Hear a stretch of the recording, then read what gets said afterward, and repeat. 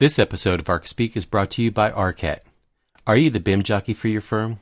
Are you used to the grind of using broad search engines or searching for manufacturer sites only to find they don't have BIM? Are you wrestling with outdated or poorly built objects? It's time to use Arcat.com. Arcat is a free library of over 7,500 BIM objects and systems, all available in multiple formats. Even better, each object is high-quality BIM based on actual manufacturer products. And you don't even have to register to access Arcat's BIM library. Just head over to arcat.com, that's ARCAT.com, and start downloading the BIM objects you need. And thanks to Arcat for sponsoring this episode of Archispeak. Welcome to Archispeak, the podcast that talks about what it's like to work in the profession of architecture.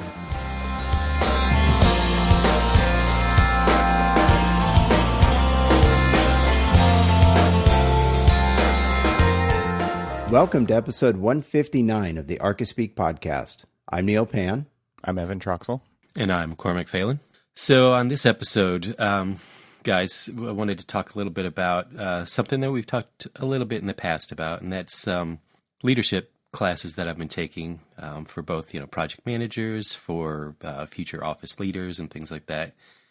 And one of the things that we were doing, which I thought might be kind of fun for us to kind of try out, is kind of scenario role playing. Mm-hmm. And what we did was, we had different, we've got leaders in these courses that are basically, from people who are newer to the firm, who don't really know, the way that we do things in the office. That we've got people who are just new to leadership roles, all the way through to the president of the company. And, so there's a wealth of knowledge and experience that you'll get from each of these people, and even, down to the people who've really never had a leadership role, but, may, from, kind of working in the trenches, understand how they would have liked to have handled a situation or things like that. And so it was actually really fun to go through all these different scenarios. And what I was thinking is maybe we could just go through a single scenario. But we've all had, where we've had to deal with, maybe an unruly client or deal with all sorts of different, scenarios, different egos, different, attitudes and things like that. Sometimes agendas, and stuff. And so, we had, what was fun about it is we had all sorts of different scenarios, and I swear that, some of these scenarios, I was just I kind of looked at, some of the people who were passing them out for us to review them. I was just did you use my scenario that I told you about? Just no. It just close to home. Yeah, these are really close to things that I have dealt with before. And so I just wanted to offer you guys up one.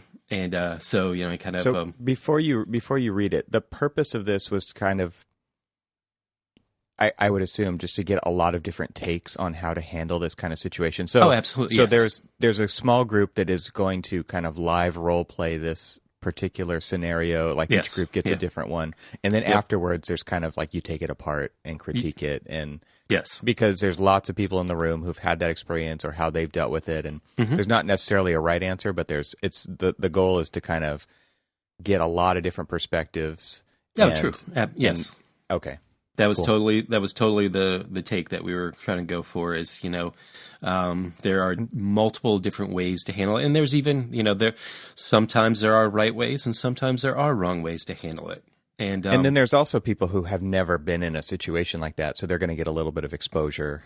Exactly. In this case, to see how people handle things. And I think one of the cool things about this kind of way of doing it is that you get exposure to see how different people approach different problem solving, and then you start to learn more about them specifically. Yeah. Which is cool because as you work your way up, this is something that I mentioned in the last episode, but one of the things that I'm working on specifically this year is learning how to deal with different personality types, right? Exactly. So here you actually start to get to that. By answering this question the way that you answer it, you start to reveal somewhat of your personality type. And so people learn how to communicate with you going through these different role plays, which is like a side benefit. Right. Exactly. Cool. Now, Cormac, is this a class through the company you work for? Yeah. Is that it? Yeah. Yep. Okay. Yeah. So we've recently, and we've got, I guess each year we kind of train for future leaders or current leaders in the office, so that when somebody retires or somebody moves up to a different position or maybe leaves the company, that we have training for people who are going to be taking over those roles. Or and really the great thing about it is we really do have everybody in the office will take these courses, these leadership development courses. Mm-hmm. And even if you're not in a leadership role at, like the traditional, like, you are the project manager and you are this. I mean, we're all technically leaders in the firm. Not only are we vested because we all own the firm, but, we're vested because we want a good working environment. We want good relationships with the people that we work with, and, we want to be able to say that, this is the right way and the wrong way to treat people. And so, it's really good that, it's not just for those select few people, it's for everybody.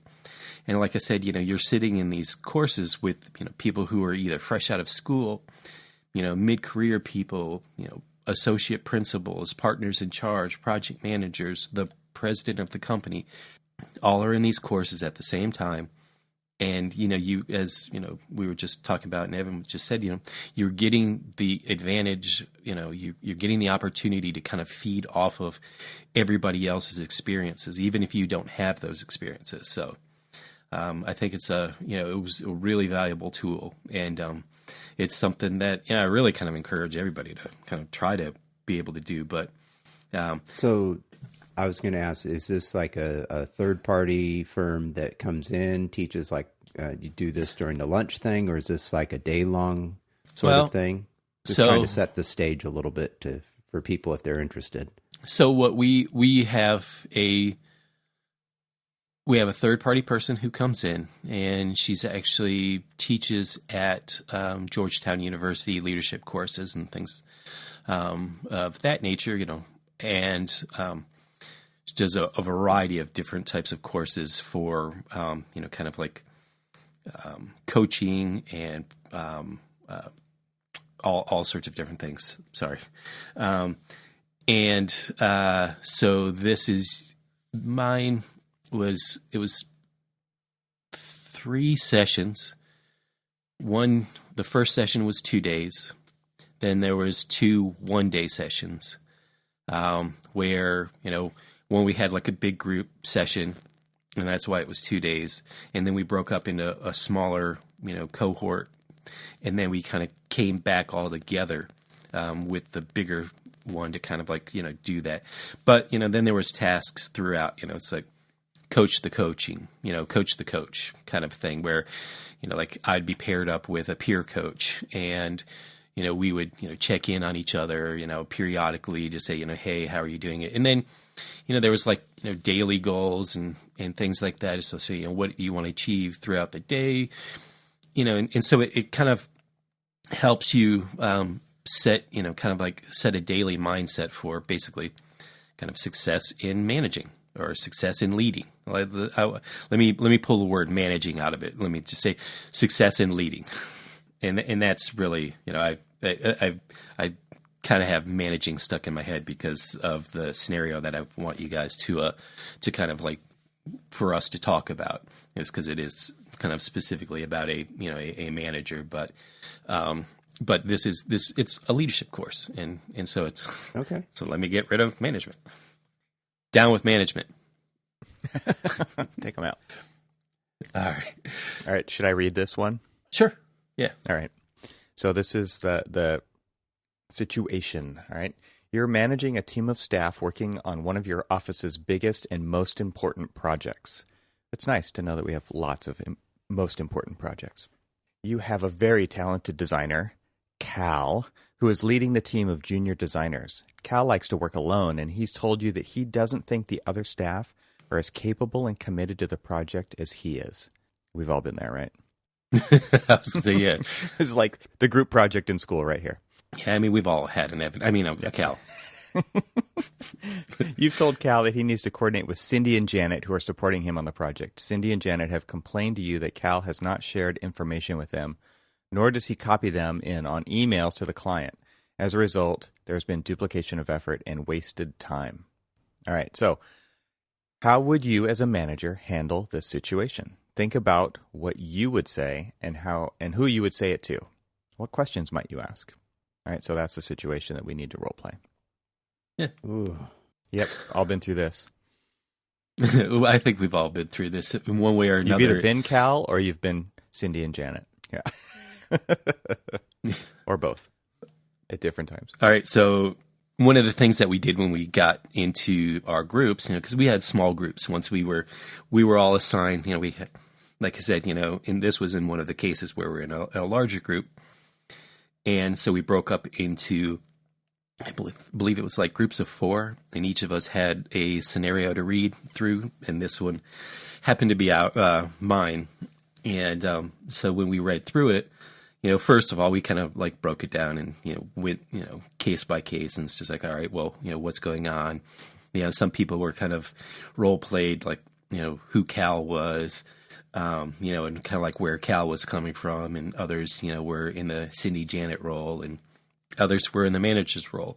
And, so we kind of played it in all sorts of different, avenues of approach, because, typically there are, many sides to the story when it comes to, kind of like conflict or whatever. But, so, we can approach it in any different scenario or situation, but, just on first blush or first take, what do you guys think about what Cal's doing? I'm going to jump in real quick and just say that, if I'm going to apply this to my office, because we have, I don't know how many people I have in my location, probably about 250 people.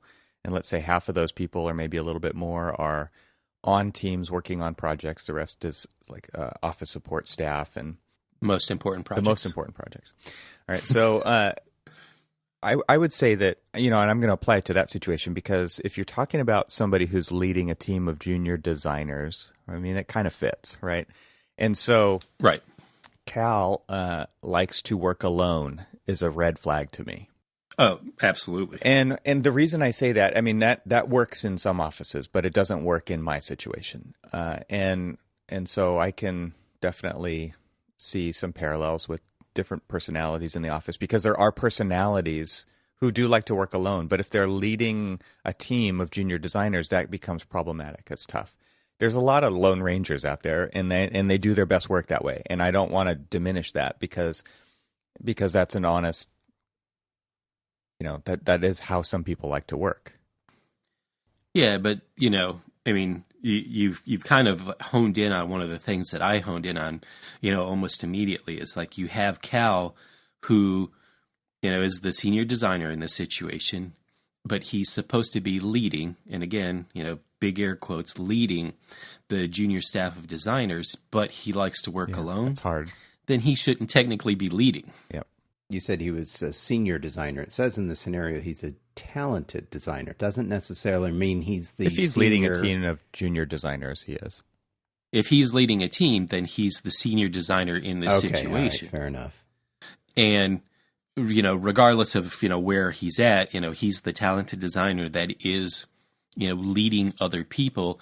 But if he likes to work alone, the first thing, I kind of put it back on, going into my mind of, being a project manager and stuff. It's just like, well, if I know Cal is like the lone wolf that likes to work alone, I need to work within the realms of, his limitations of, not basically being a leader, but being a contributor to the team in some fashion, and find somebody else, because you're not really ever going to foster any type of leadership out of Cal. Right. Or any kind of like mentorship out of Cal, because he doesn't want to be in that role. He wants to be a designer. He's not wired for that role, but he doesn't potentially. Exactly.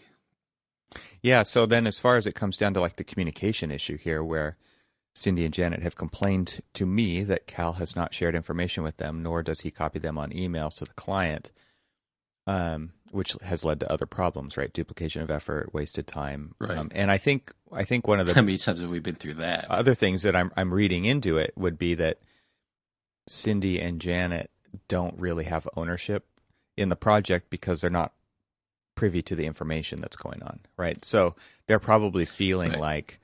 like they just don't know what's going on. They don't feel like they get to own the project in a way that Cal's kind of hoarding the information to himself, right? So I'm reading Right. into it a little bit, but that's what we get to do because this is Well, and exactly. But I mean, if you think about it, I mean that it is scenarios that we've, probably all dealt with in our careers one way or Totally. another. That, when you have somebody who is somewhat the lone wolf on a project team and they're doing it, or you have, multiple like leaders that are on the project together and, one person's doing one aspect of a project, one person's doing another aspect of it. And if they're not fully communicating through that and, you start to feel a little bit marginalized. The people like, say, Cindy and Janet don't really feel like they're, valued as part of the project team because they're basically, they're not being involved with, decision making. They're not being involved with the information sharing to the client. They're not being involved with, a lot of things. And so when they're doing work and, I can just imagine, I can see the scenario where, Cindy and Janet are working on a task that Cal's feeling like, well, they're not really up to that task. So he's going to do that task. And now you literally have two different people doing the exact same thing.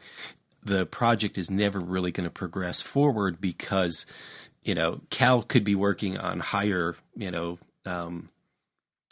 bigger picture things while, the junior staff are maybe working through details or something like that, or vice versa, and, where maybe Cal likes to get hyper into detailing something out. And, there's different ways that you could, the manager themselves could deal with how to utilize them. I mean, it kind of puts an interesting, a lot of onus on the manager themselves of understanding what the team's capabilities are and how to actually manage them.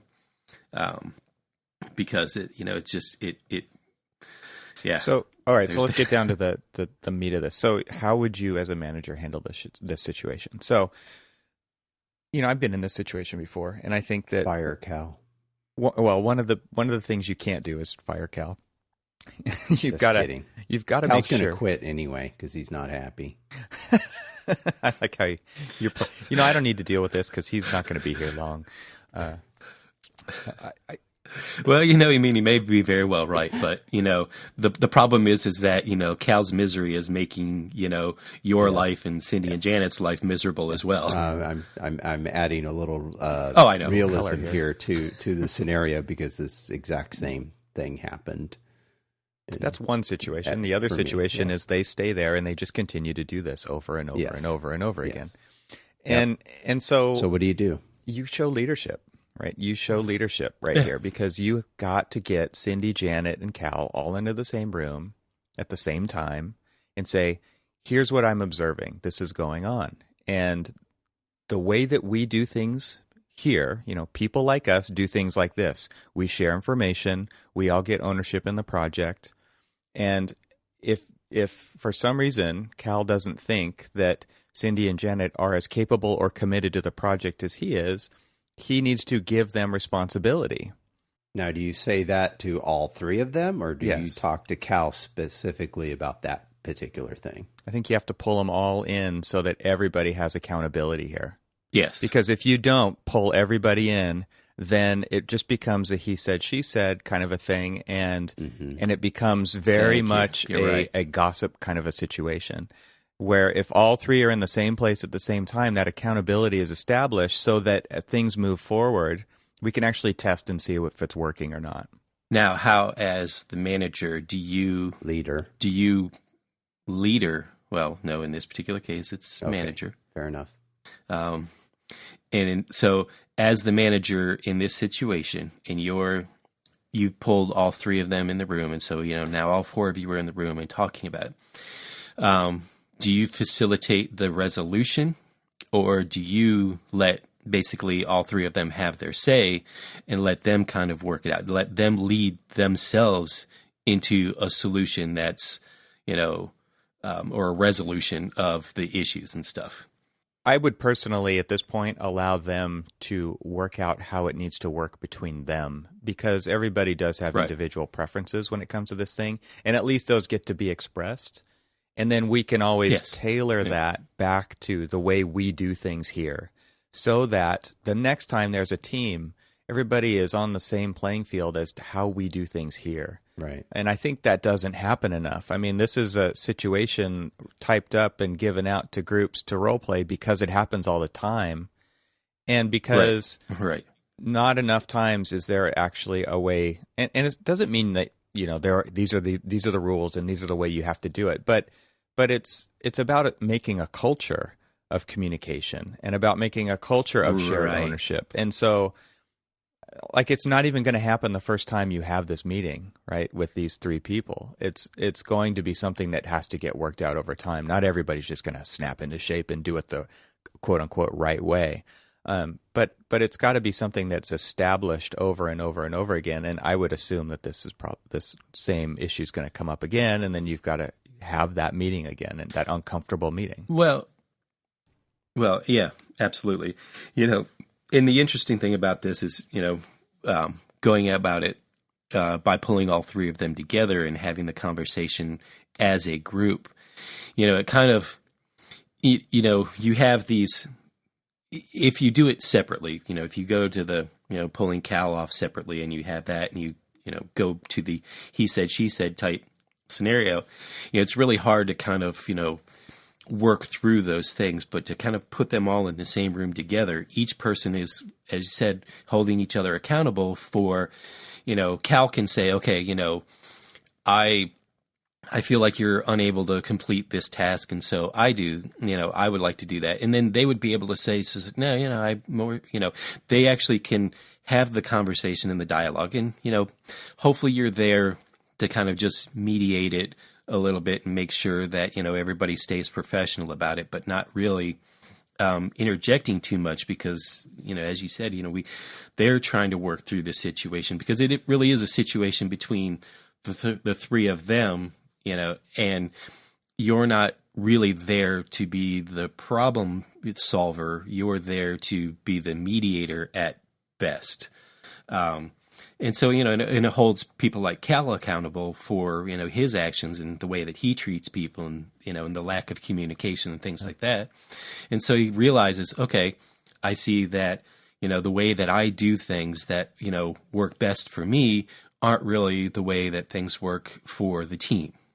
And Cal may say, hey, I just can't work this way, and Neil gets what he wants, and Cal's out of there, Or but the problem is that if you kind of ignore it, or if you just kind of try to troubleshoot it, in a manner that might not actually work for the team, it may actually work, to a greater disadvantage that you lose both Cindy and Janet. They're like, what? Totally. This is a bad situation. I'm out of here. Or what I've seen happen, which I think is kind of tragic, is that nobody says anything, and then just nobody wants to work with Cal ever.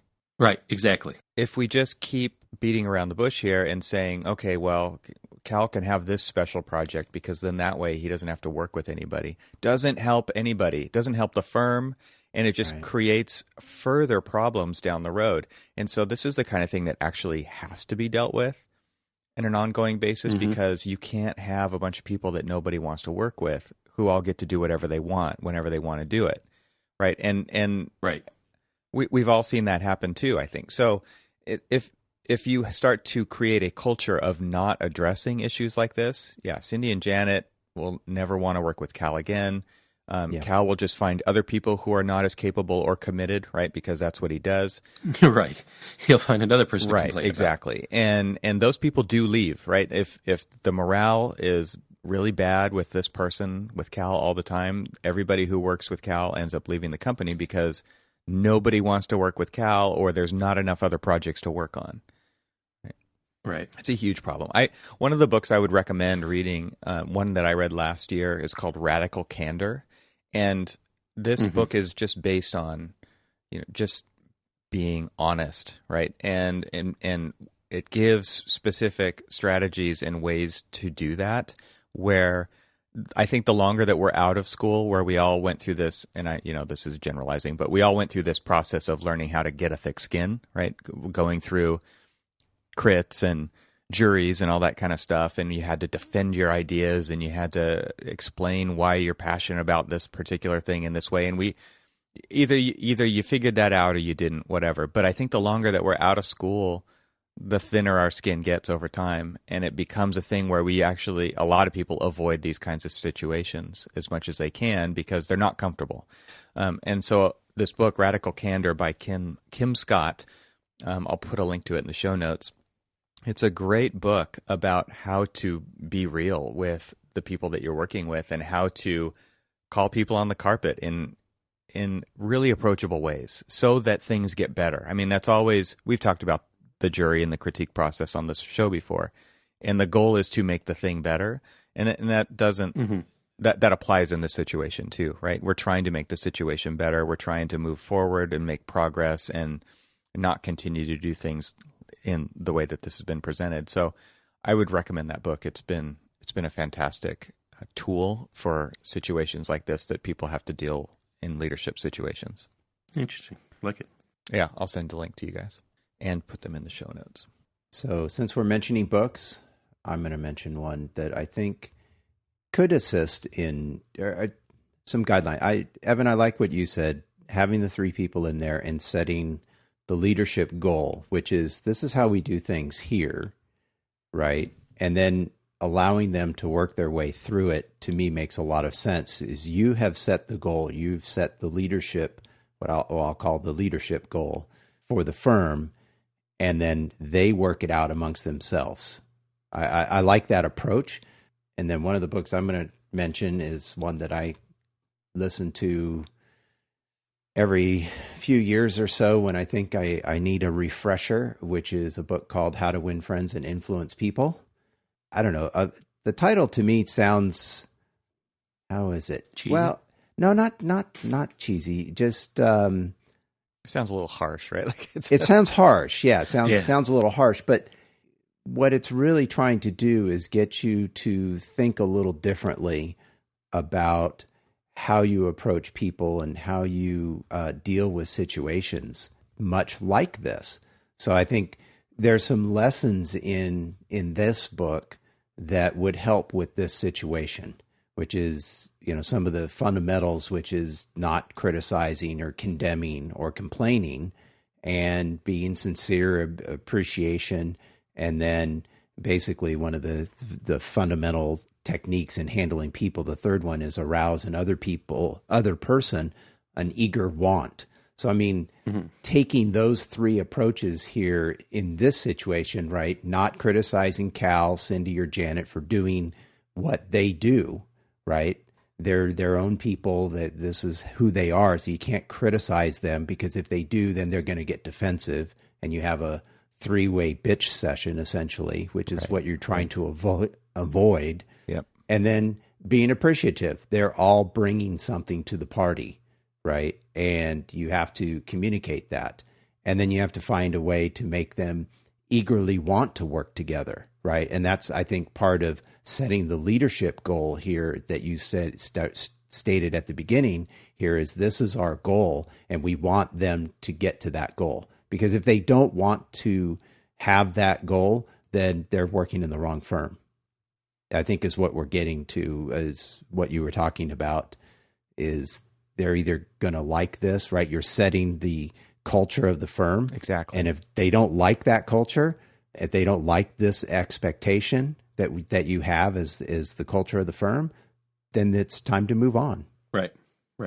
And they'll realize that themselves, right? Because you're stating the goal here, the leadership role, and you're telling them this is the way we do things, right? How do you guys work that out? They can work that out, but if they choose not to, then then they'll go somewhere else. Well, but I think there needs to be a little bit of flexibility in the way things are done. If there are, if you've got Cal, the big talented designer, and you've got a bunch of junior designers who are probably equally as talented, and there's different ways of working with them that are somewhat out of the norm or the standard of the office, at least you set, going back to what Evan was talking about is, you're setting the standard for what is typically done in the office, but the flexibility needs to be there to say, okay, this is how we typically do this, but as a manager, as a leader of the project, you need to recognize what are people's strengths and limitations and kind of work with those. So you have a little bit of flexibility, a little bit of, deviation from the standard. I'm not saying, completely throw the standards out. It's just like, how do you work with people's limitations within, kind of the standards? Well, and stuff? The way I was listening to Evan's comments were not so much 1, 2, 3 step, this is how we do things necessarily, as here are the goals we have. In other words, we communicate, we do this, we do that. Yeah. And how exactly you do that is up to you guys to work out. Right. So what I'm saying is, yes, they have the ultimate flexibility to reach the goal. How do you reach the goal? That's for them to decide. And you can be as flexible as you want, but everybody has to understand we communicate here. We share responsibilities. Yeah, what you're talking about, right, Neil, is you're talking about values, right? And that's what's important. Okay, You don't need to worry about Yes. communicating exact ways of doing things or behaviors. It's like, here are the values and why they're important. How can you guys make that fit, right? Right. Yeah, and I was going to say, I mean, you started off saying standard, and that was kind of what I was reacting to, but then you kind of like retacked it to say, project goals or the goals that we're trying to achieve, and that's really how it should always be kind of presented at the beginning of it. It's like, these are the project goals, these are the project expectations, and here's what we need to do to meet them. It doesn't mean that, this is the 1, 2, 3 pattern of, how you go about achieving it, but these are the goals that we set out, and, your strengths and your weaknesses are what's going to get us there, one way or the other.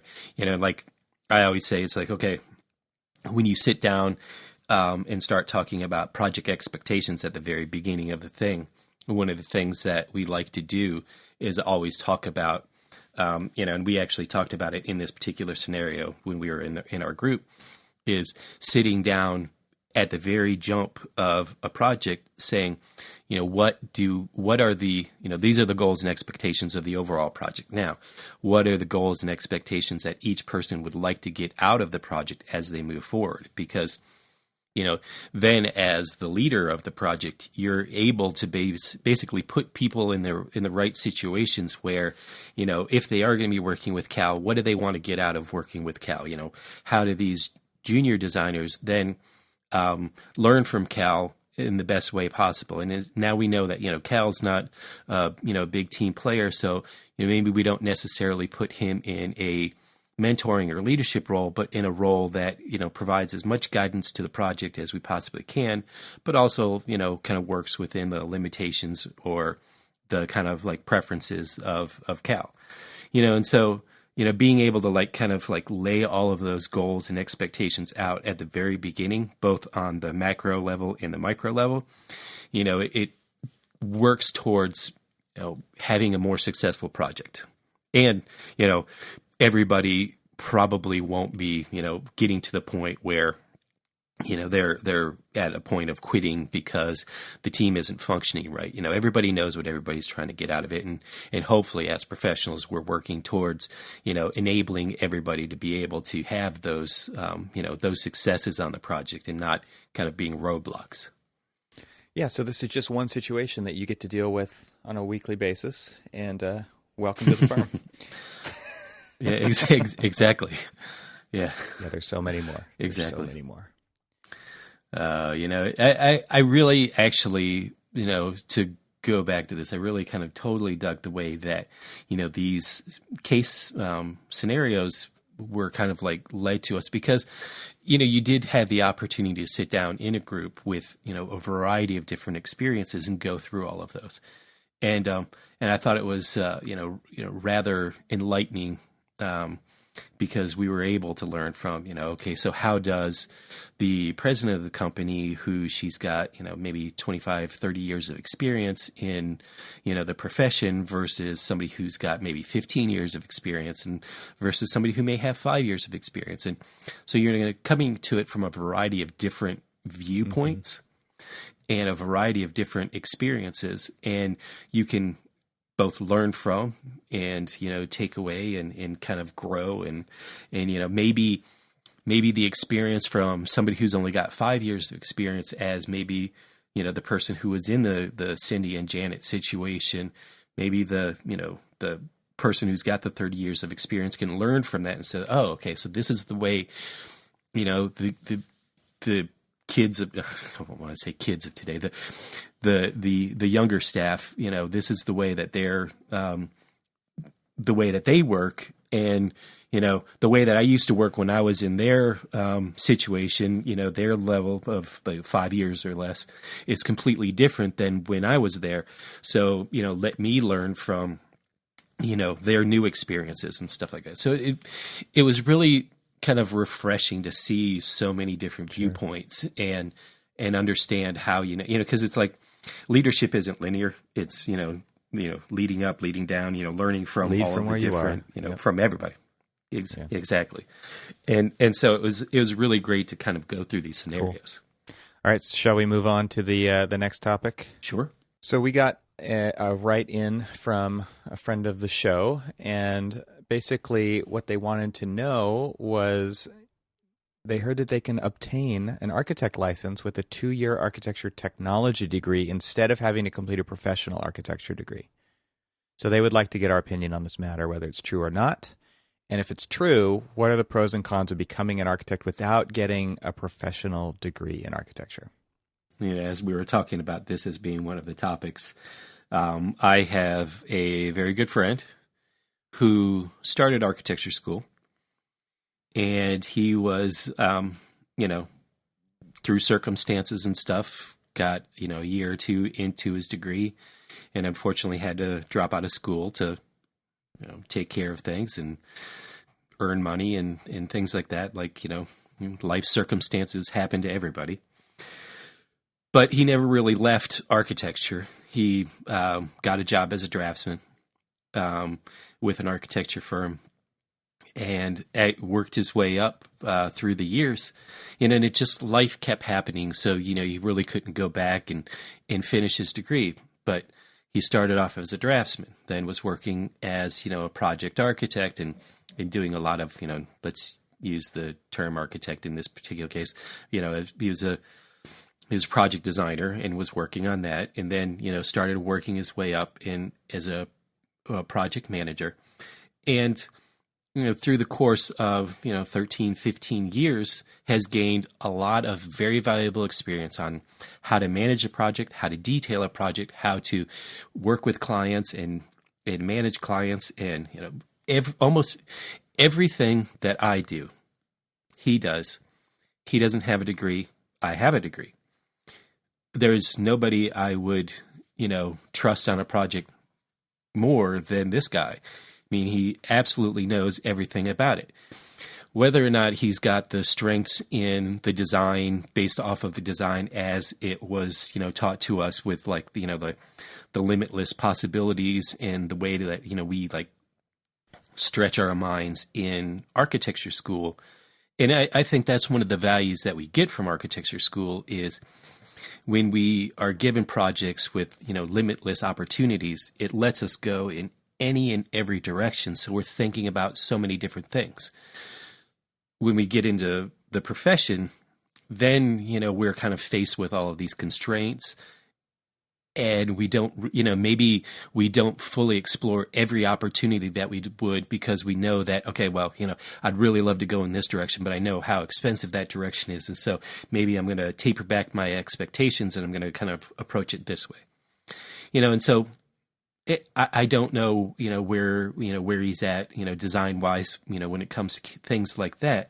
But I know that, in his particular case, there's, nobody that I would, would trust more to be able to take a project from scope studies all the way through to construction administration. In the limitation that he's faced in his career because he doesn't have his degree was a challenge that he had to meet and exceed and basically show everybody that just because I don't have a degree, I can do this job to, 100%. So fast forward to, I got a text from him yesterday.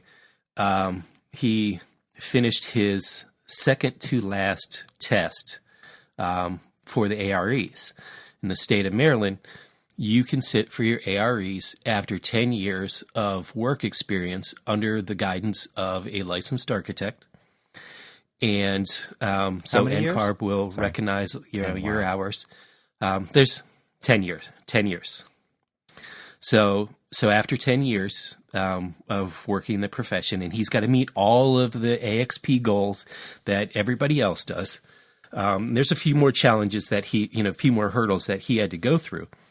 And he has more than 10 years of experience, but he's got 10 years of experience. Think about, how much experience you actually gain over the course of 10 years and all of the different scenarios and everything else. I know a lot of the projects that he's worked on because we work together. And so I know that a lot of the challenges that he's faced, a lot of people don't even face challenges like that, throughout their entire career and, as a degreed professional.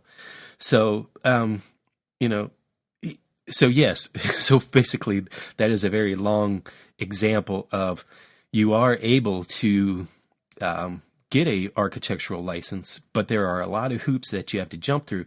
And there's a lot of proof of, experience and understanding that you have to go through just before you're able to actually, get all of your criteria for getting your AXP accepted and things like that. But like I said, we've heard numerous stories of people who go through the apprentice type programs and don't really have degrees. We go through history of all these different, architects that don't have degrees in architecture, but we still study them. Yeah. We still, revere them as masters. And, so it is absolutely able to. Because think about it. Architecture is just as much a state of mind as it is a degree, a piece of paper in hand. So, I will answer just from my own. And I've worked for and have been mentored by several people who only have, what would, I guess it would be a Bachelor of Science in Architecture, which is only a 4-year like degree. How you put it down there by not the full. The word only. So and I was, well, so like I have a Bachelor's of Architecture. So I've got the 5-year professional degree, which, qualifies me to, sit for my exams and all of that other stuff almost immediately afterwards. Whereas people who have a Bachelor's of Architecture, a Bachelor's of Science in Architecture, like in the state of Maryland, I know in the state of Florida, you cannot sit for your licensure with just your Bachelor's of Science in Architecture. Right.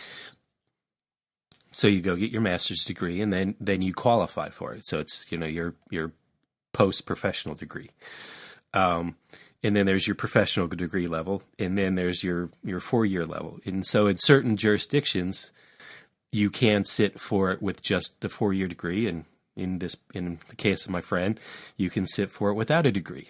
He's got a degree, but it's just not in architecture, and he's got all of the experience and everything else that anybody would expect a licensed architect to have. And hopefully in a few short weeks, I will be getting another text from him. Cool. That says, I am done. Yeah. I'm sure with a few colorful words added to it. But except when you do it, you don't tell anybody. So because that is very much what it's like. All right, Neil, what do you got for our friend of the show? Well, the first thing I'd point out is what's great about this profession is that there are many aspects to it and many ways to be involved in it. And this is another way, right? You don't have to do the traditional 4-year, 2-year program or 5-year program, IDP or AR, what do they call it? AXP.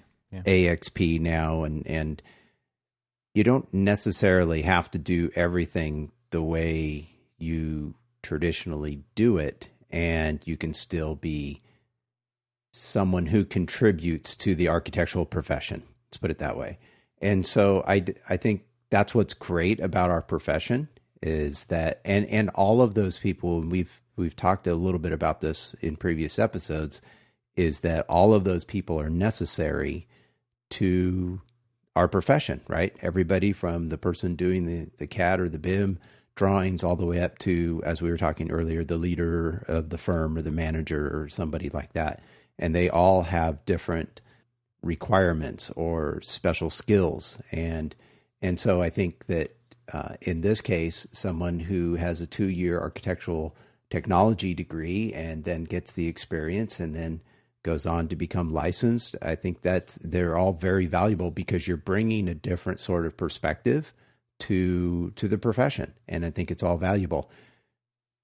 And I think I've seen, I've worked with people that haven't done it the traditional way, and they're leaders of firms, or leaders at firms, I should say.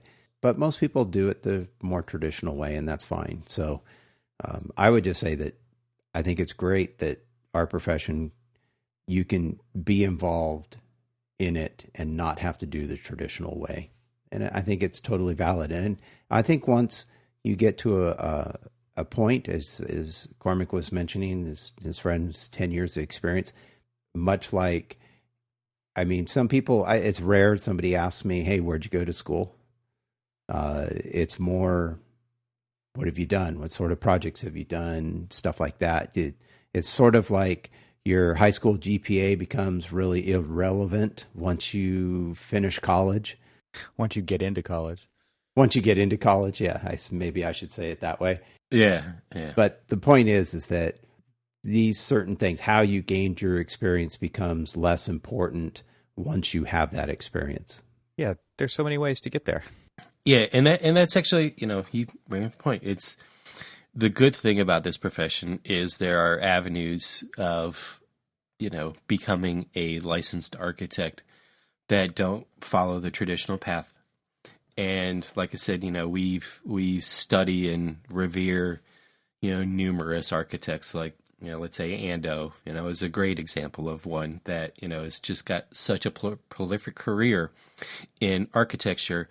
And, we've got, coffee table books of his work and all of this other stuff. Never went to school. That's awesome. He was a boxer, and, and so, and he fought his way into architecture and pun intended. Sweet. Exactly. But I mean, so I really do appreciate the fact that, that we do have the opportunity to, because, this guy, my friend is an example, he's contributed a lot to a lot of really good and successful projects. And, to basically deny him, a piece of paper just because he didn't go to school, when, he's met every criteria of, any other registered architect. It's not to diminish the traditional, methods of going through it, because obviously we all did it, and we, I wouldn't give up going to, Auburn Architecture School for nothing. I mean, I absolutely loved the experience and I loved what it gave me. But, there are other ways of doing it and that are still equally as valuable to this profession. And, at the end of the day, I mean, aren't we really wanting the best people in this profession, the people who are really going to work their ass off, and people who come up through the trenches in a very non-traditional manner? They're the ones who showed the grit and the gumption to really work their ass off for this profession. If you ask somebody how you should do it, they're going to tell you how they did it, right? And that isn't necessarily going to serve you the best. So I would say to our listener that you've got to design your life and spend the time how you want to spend it. So if you want to go to design school, then that's what you need to focus on. If you want to focus on the technical aspects of architecture, do that. If you want to learn how to program and then apply that in architecture, do that.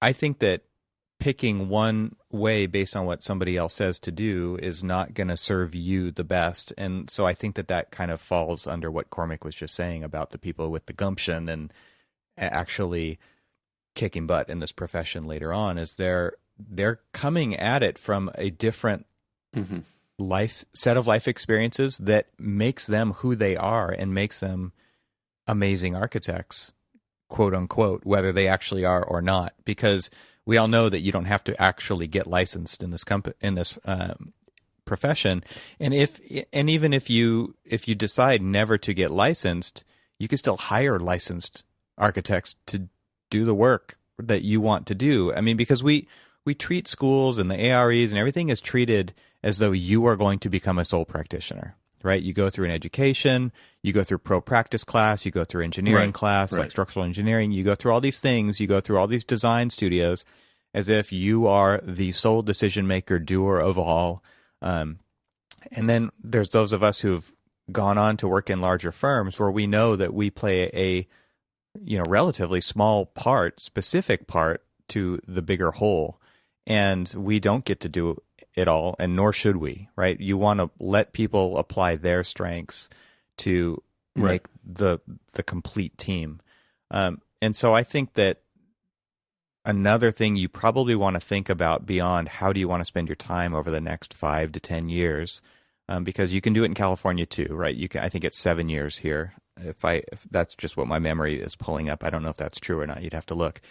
But you could become a licensed architect going to technical school and then, interning and working in the profession under a licensed architect and getting all those hours signed off and doing all those things. But again, is that how you want to do it? Because there are so many ways that you can approach this profession. It doesn't. I think you should think about how you want to spend your time and also how much debt you want to incur. Right. That's definitely something that not enough people think about, and they're going to work their entire career paying that off. Right. To go to some prestigious architecture school. So I almost said pretentious and prestigious at the same time.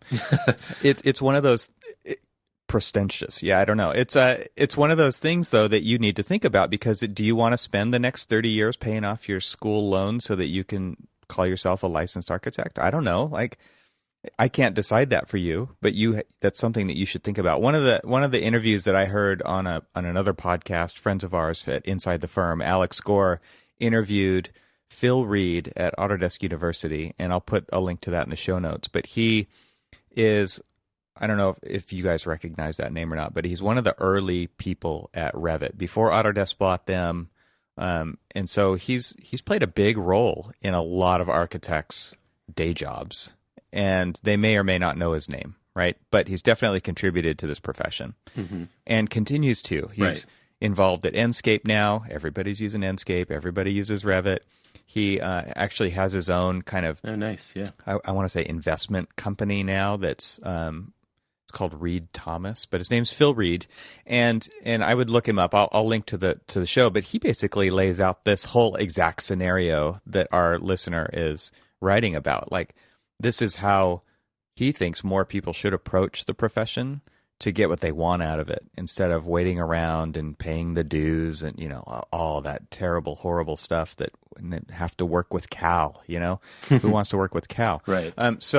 So I think that there's definitely value in at least listening to some of these different options, and then really just take a hard look and design your own path. Right. And don't let anybody tell you otherwise. I mean, that's one of those things that, again, everybody's going to tell you how they would do it and how you should do it, but I don't think that they really know your particular set of circumstances or what you want to get out of the profession or how you want to contribute to it. And those are all things that, man, I wish I could go back in time and reconsider how I did everything. I mean, I may not be the same person that I am today, but it would be cool to have that as an exercise, to at least go through and say, here's how I want to contribute. Here's what I want to do. Because number one, never figured out where I am today from back then, but I also just kind of did it the way that everybody else did it. And I don't necessarily think that has served me the best because, it took me 17 years to get my license. So if your goal is to get licensed, which is what the letter sure makes it sound like, it's like, well, what's the fastest path to that versus the cost,